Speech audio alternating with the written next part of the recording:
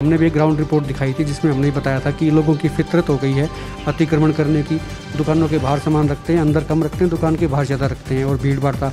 उसके next day फिर आपने काफ़ी चीज़ों में सुधार भी आया, प्रशासन की तरफ से पुलिस का जो कम्बिनेशन था वो काम भी आया। आपने पार्किंग की व्यवस्था कर दी भीड़ कम करने के लिए, बहुत से एहतियाती कदम उठाए गए जो हाँसी में शायद कम से कम पहली बार ऐसे हुए थे, नहीं तो अब तक किसी ने इसको सीरियसली लिया नहीं था। फिर उसके बाद में चेंजेस ये आया कि उसका समय घटा दिया गया ये दुकानें खोलने का। अब मेरे ख्याल 2 बजे तक का समय है।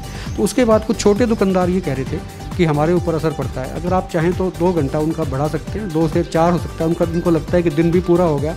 और क्योंकि जो होलसेलर्स हैं उनको फ़र्क नहीं पड़ता है, उनका माल तो कहीं भी चला जाता है, लेकिन जो छोटे दुकानदार हैं या जिनके पास में लेबर काम करती है तो उनको इस चीज़ से फ़र्क पड़ता है।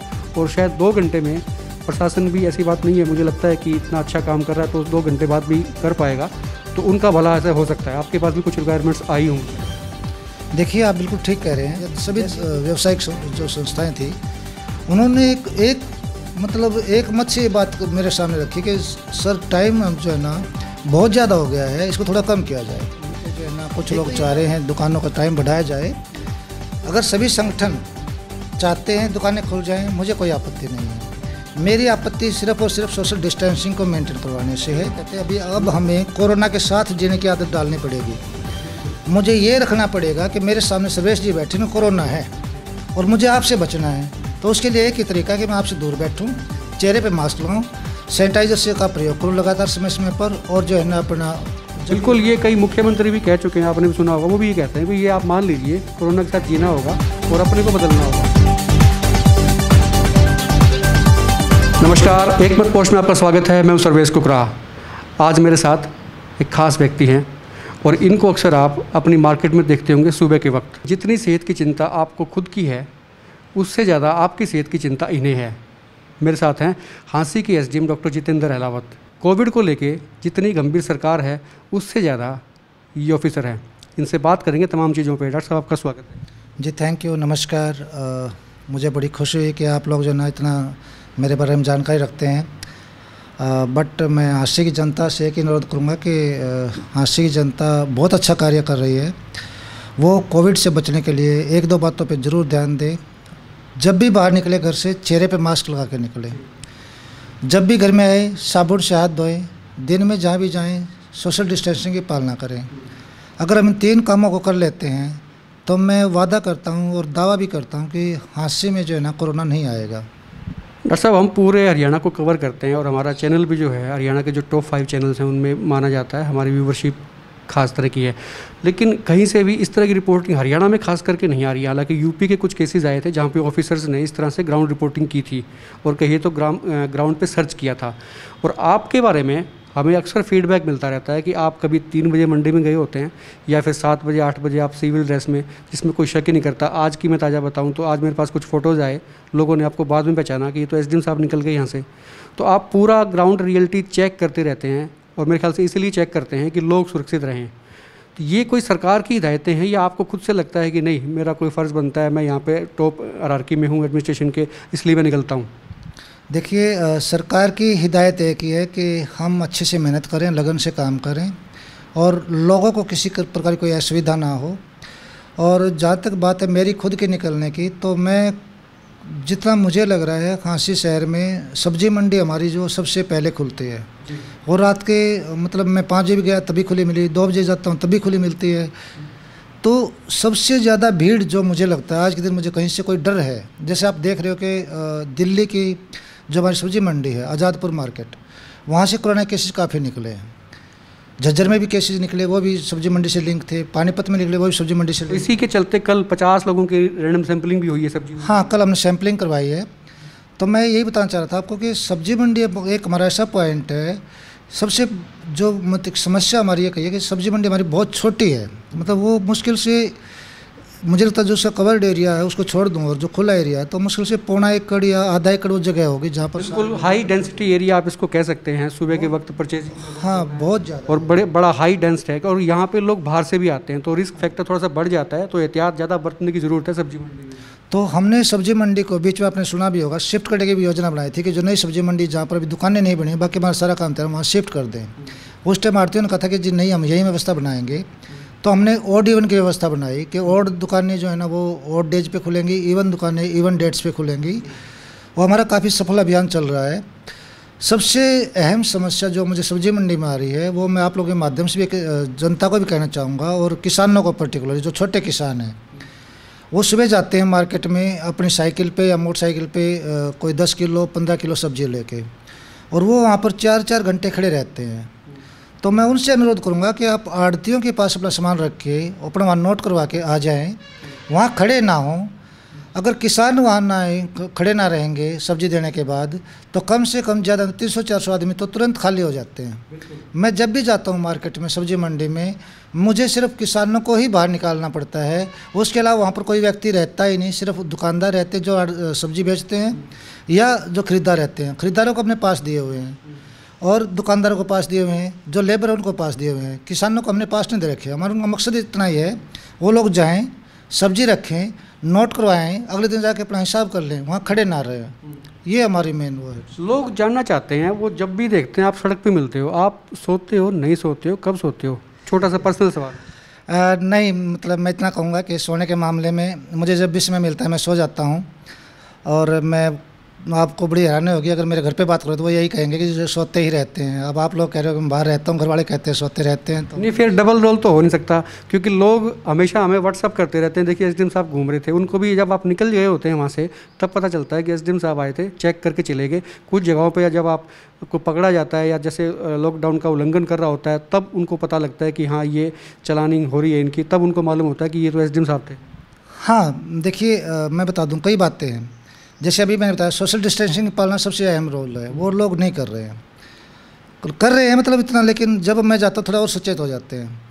दूसरा जो मेन बात है मास्क लगाने की। आप किसी भी दुकान पे जाइए, लोगों के गले में रुमाल लटका होगा, पौना लटका होगा, वो नहीं लगा रहे हैं। जब मैं जाऊँगा या कोई और भी, कोई पुलिस के हमारे साथी जाते हैं, कोई आला अधिकारी जाते हैं, तो तुरंत वो यहाँ से यहाँ जाता है। जब वो इस टाइम यहाँ से आता है तो वो पहले भी आ सकता है। तो लोगों में एक आदत डालनी पड़ेगी, और वो आदत जब 1 to 1 जब हम बात करेंगे, मैं आज आपकी दुकान में जाकर आपको वार्निंग दे कहूँगा भैया डाल लिया करो, दूसरी बार जाता हूँ फिर भी नहीं मिलता, फिर मुझे जो है ना थोड़ी कार्रवाई करनी पड़ेगी, ताकि फिर लोगों के मैसेज जाए कि भाई नहीं, जब खुद अधिकारी घूम रहे हैं बार बार और ये आपको कह रहे हैं, आपकी भलाई के लिए कह रहे हैं, तो मुझे लगता है कि आदत डालने के लिए लोगों के अंदर, जैसे मैं आज की बताऊँ तो आज आपने कहा ताज़ा की बातें, आज मैं जल्दी नहीं गया। आज मैं निकला सवेरे घर से 7:30 पौने 8 बजे निकला, मार्केट खुल गई होगी, और जिस चीज़ को चेक करने के लिए गया था मैं उसी के लिए गया था पर्टिकुलरली। आज लोग क्या कर रहे हैं, पॉलीथीन, अपनी दुकान की सफाई करी, पॉलीथीन डाल दिया वहाँ पर गली में, सफाई वाले सफाई करके पॉलीथीन इकट्ठा कर दिया, फिर कोई ट्रैक्टर मोटरसाइकिल कोई स्कूटर आई, वो सारा पॉलीथीन सड़क पर बिखर गया। आपने भी सफाई कर ली, हमारे कर्मचारी ने सफाई कर ली, लेकिन पॉलीथीन वहाँ का वहाँ पड़ा है।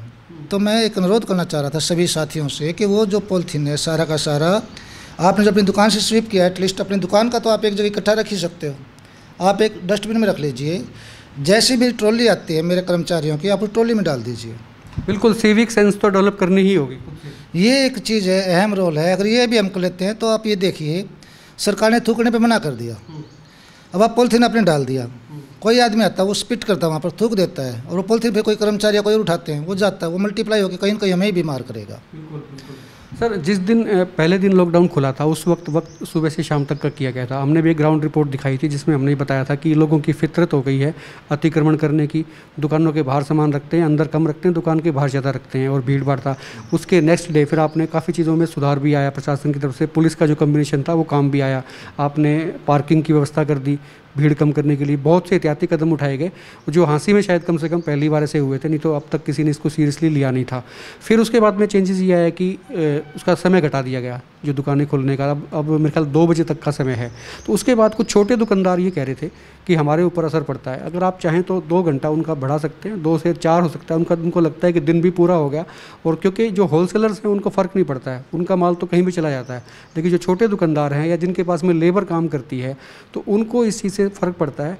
और शायद 2 घंटे में प्रशासन भी, ऐसी बात नहीं है, मुझे लगता है कि इतना अच्छा काम कर रहा है तो 2 घंटे बाद भी कर पाएगा, तो उनका भला ऐसा हो सकता है। आपके पास भी कुछ रिक्वायरमेंट्स आई होंगी शायद। देखिए, आप बिल्कुल ठीक कह रहे हैं। जैसे ही लॉकडाउन खुला था तो आदरणीय मुख्यमंत्री जी के और सरकार के आदेश आए थे कि हम सुबह 7 बजे से लेकर शाम के 7 बजे तक दुकानें खोल लेंगे, क्योंकि दुकानें काफ़ी दिन बाद खुली थी। तो जैसे ही दुकानें खुली, हमने 2 दिन ये चीज़ देखी कि दुकानों में काफ़ी भीड़ हो रही थी। और इन द मेन टाइम हमारी जो संगठन थे, जितने भी जो लोग सहयोग भी कर रहे थे हमारा खाना वगैरह सप्लाई करने में, तो लगभग सभी सामाजिक संस्थाएं या सभी व्यावसायिक जो संस्थाएं थी, उन्होंने एक मत से ये बात मेरे सामने रखी कि सर टाइम जो है ना बहुत ज़्यादा हो गया है, इसको थोड़ा कम किया जाए। एक तो ये बात थी जो हमने फिर टाइम के ऊपर सोचना पड़ा। उसके बाद हमारी उपायुक्त महोदया ने भी जो है ना हिसार का टाइम 8 से 6 किया, लेकिन उसके बावजूद भी लोग कह रहे थे कि जी जो है ना इसको कम कर लो थोड़ा सा और। तो क्योंकि सरकार ने 7 से 7 कर रखा है, उपायुक्त महोदया ने भी 8 से 6 किया, तो फिर अब मान लो आप लोग डिमांड करते हो जी कम कर लो, तो मैंने इसलिए वो कम करना पड़ा कि अगर मैं नहीं करता हूँ और अगर कोई केस आ जाता है तो जनता तो ये कहेगी हमने तो पहले ही कहा था। डेफिनेटली इसमें कोई शक नहीं है, कोई दो राय नहीं है। आप जो काम कर रहे हैं बेहतरीन कर रहे हैं और जनता के लिए कर रहे हैं। मैं तो पहले ही कह चुका हूँ कि जनता की सेहत की फ़िक्र उन्हें कम है, आपको ज़्यादा है। लेकिन अगर फिर भी अगर ये हो सकता है, हाँ, इसके बारे में जो आप बात कह रहे हो इसके बारे में विचार करेंगे। और मेरे पास 1-2 संगठनों ने, जैसे आज ये भी व्हाट्सएप मैंने खोला था तो उस पर आई हुई थी कि जो है ना कुछ लोग चाह रहे हैं दुकानों का टाइम बढ़ाया जाए। अगर हमें लगा और अगर जनता को भी लगा, और जैसे अभी मैं सवेरे गया किसी एक दुकान पे, तो वो जूस लेके जो है ना वहाँ पर आए। उनको पता चल गया मैं एसडीएम आया हुआ हूँ, तो मैंने चाय पानी में पीता नहीं हूँ, तो अभी जूस ले लेते हैं। मैं चलो जूस पी लेते हैं। तो वो जूस वाला कहता मुझे कि सर मेरा टाइम जो है ना शाम तक कर दो। मैंने उसको कहा यार 8 से 2 जब दुकानें बंद हो जाएंगी, जब ग्राहक नहीं आएंगे तो शाम तक के टाइम में करेगा क्या। मैं कहना ये चाहता हूँ, मुझे देखिए पूरे मार्केट के बारे में सोचना है, पूरे 80 शहर के बारे में सोचना है। अगर सभी संगठन चाहते हैं दुकानें खुल जाएं, मुझे कोई आपत्ति नहीं है। मेरी आपत्ति सिर्फ और सिर्फ सोशल डिस्टेंसिंग को मेंटेन करवाने से है, लोगों में एक भावना डालने की। अभी आपको मास्क लगाना ही लगाना पड़ेगा। मैं कितनी दुकानों पे मैं जाता हूँ, सबको वार्निंग भी देता हूँ, बताता भी हूँ, लेकिन अगले दिन जाता हूँ फिर वह वैसे ही मिलते हैं। तो जब तक मैं हैबिट डेवलप नहीं करेंगे, जैसे किसी बुद्धिजीवी ने बहुत ही बढ़िया विचार रखे किसी अखबार में, या कई बार हम सुनते हैं, तो वो ये कहते हैं अब हमें कोरोना के साथ जीने की आदत डालनी पड़ेगी। मुझे ये रखना पड़ेगा कि मेरे सामने सर्वेश जी बैठे ना, कोरोना है और मुझे आपसे बचना है।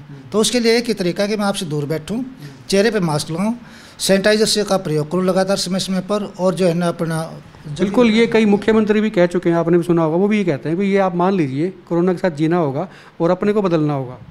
बिल्कुल, तो हमें इस बातों पर डलना पड़ेगा। मूवमेंट पास को लेके काफ़ी लोग जानना चाहते हैं कि भाई कोई गुड़गांव जाना चाह रहा है या मतलब इन द स्टेट कोई ट्रैवलिंग मूवमेंट पास किसी को चाहिए या आउट ऑफ स्टेट चाहिए, इसके थोड़ी सी गाइडलाइन थोड़ा सा मालूम हो जाए लोगों को भी, वो जा सकते हैं नहीं जा सकते हैं, क्या तरीका है। देखिए गाइडलाइंस क्लियर है। ऑरेंज जोन में, हमारा डिस्ट्रिक्ट ऑरेंज जोन में पड़ता है, तो आप मूवमेंट कर सकते हो। वहाँ पर जैसे आप गाड़ी से जा रहे हो, टैक्सी से जा रहे हो, तो एक ड्राइवर के अलावा 2 व्यक्ति और बैठ सकते हैं, कोई मूवमेंट पास की ज़रूरत नहीं है।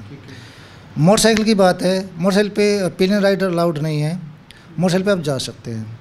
ये तो बात हुई अपने विद इन डिस्ट्रिक्ट की बात, ऑरेंज जोन के लिए। आप दूसरे डिस्ट्रिक्ट में भी ऑरेंज जोन में जा सकते हैं, कोई इशू नहीं है।